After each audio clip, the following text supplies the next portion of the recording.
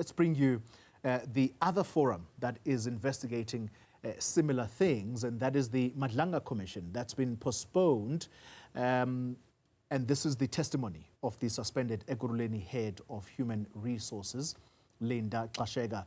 It's been postponed to the 26th of February. This comes after evidence leaders only received Gxasheka's supplementary affidavit on Monday. Now, Gxasheka has been accused of being part of an alleged cabal within Ekurhuleni Metro, who went out of their way to shield Deputy Ekurhuleni Metro Police Department Chief Julius Mkhwanazi. Now, Juniour Khumalo following proceedings for us, but he is not at the Bridget Mabandla Justice College. He's with me in studio today. Juniour, good to have you here.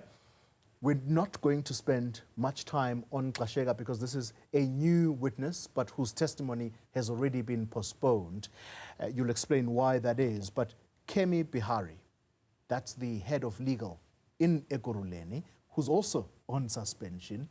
That was a continuation from yesterday, under extreme pressure to explain himself. Was he part of this cabal, as we talk about it, that went out of its way to shield Mkhwanazi from being disciplined and possibly suspended? So where did things end with him today?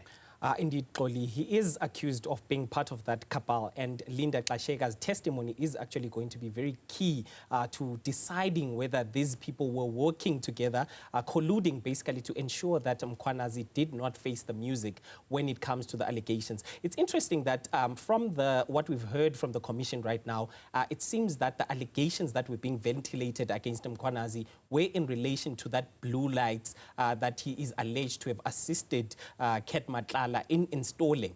We haven't heard other allegations that have been raised against him when it comes to the allegations of murder as well, when it comes to the killing of Emmanuel Mbense that happened in 2022. He was not part of that murder, but he is accused of being assisting in covering up in that particular murder. And we possibly heard being testimony. present. Indeed, we heard testimony that he is the one who instructed that particular body be thrown into the water. So when you hear the testimony that we've heard so far, it's the allegations around the blue lights and the installation, and how IPED had actually investigated the matter, gave a directive that this individual should be disciplined. This was given to the city, but because of this alleged cabal, including Ms. Gxasheka, including Mr. Bihari, and of course the city manager, this never happened. So towards the tail end of Bihari's testimony before the commission today, he was at pains to try and explain how he responded to IPED, because he wrote a letter on the 13th of December 2023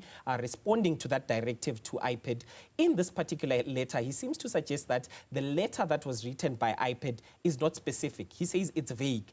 This is despite the first paragraph of the letter saying that we are giving you a directive to discipline this individual, and we are also asking the NPA to also prosecute. So there are a lot of systematic failures, because this particular email itself is sent to the mayor of Ekurhuleni at the time.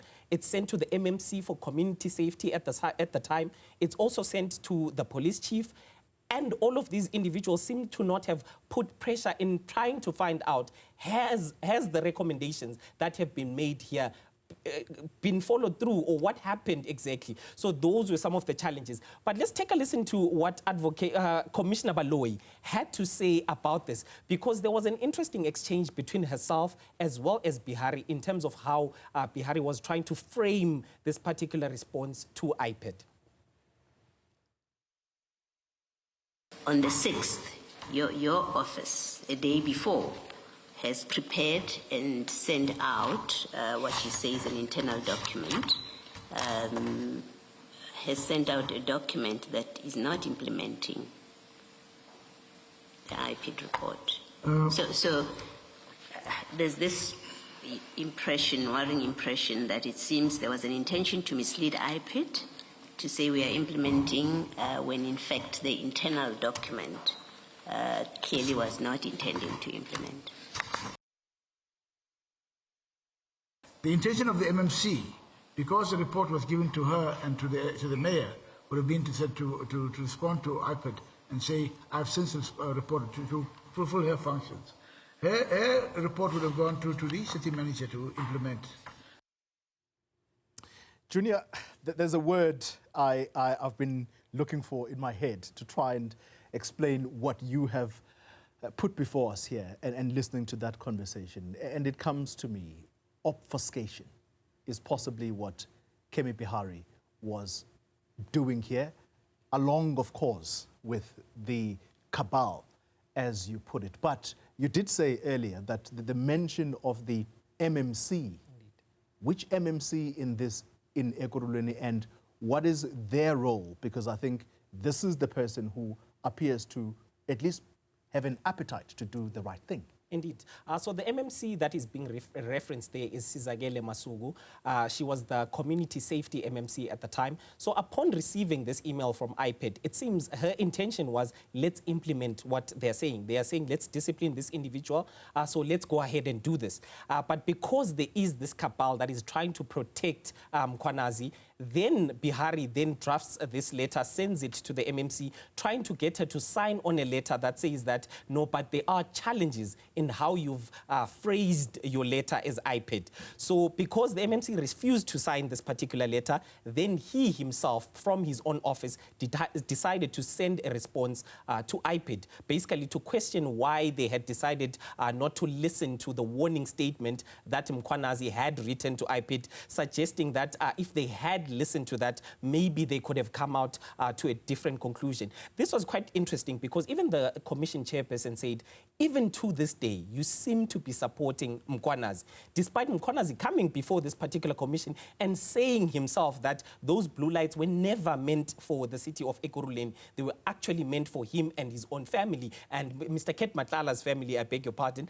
So he himself came and said that I gave them an MOU that was never signed, and these cars were never meant to come before. But this head of legal, someone who's supposed to ensure that the interests of the people as well as the city are maintained. So quite a puzzling response from him. But he concluded his testimony. Now we're expecting the HOD, the head of HOD, because she is another layer that was supposed to be there to ensure that since these allegations, all of the allegations, the alleged murder cover-up, the alleged blue lights, everything was brought to her knowledge. But we now need to know what this head of HOD, Ms. Gxasheka, did about all of this. Because from the evidence that before the commission, it does not appear that there was anything that was done.